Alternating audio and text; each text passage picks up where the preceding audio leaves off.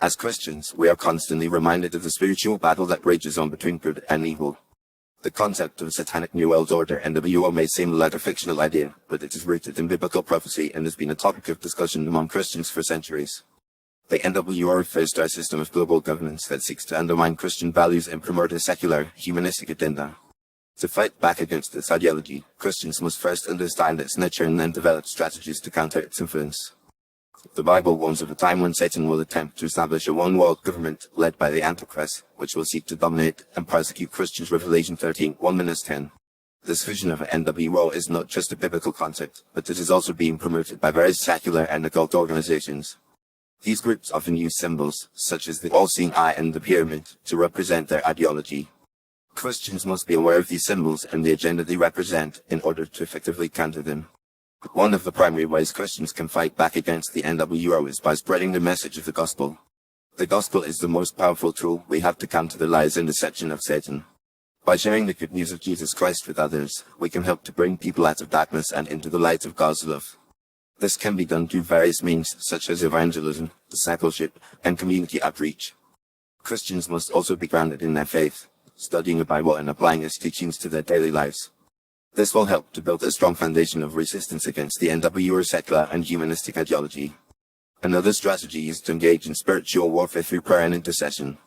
The Bible teaches that prayer is a powerful weapon against evil. Ephesians 6:10-18.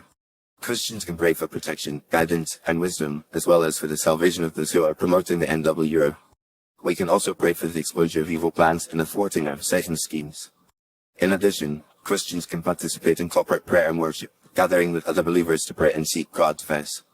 This collective prayers can create a powerful spiritual force that can help to push back against the darkness of the NWO. Furthermore, Christians must be vigilant and aware of the ways in which the NWO is infiltrating our culture and society. This includes being mindful of the media we consume, the education our children receive, and the public policies that are being promoted. We must be careful not to compromise our values and principles, and instead stand firm on the teachings of the Bible. Christians can also support organizations and leaders who are promoting biblical values and resisting the NWO agenda. Finally, Christians can fight back against the NWO by living out their faith in a bold and an apologetic way. This means being willing to take a stand for what is right, even if it is unpopular or goes against the cultural norm. It means being willing to suffer persecution and ridicule for our faith, just as Jesus and the early apostles did.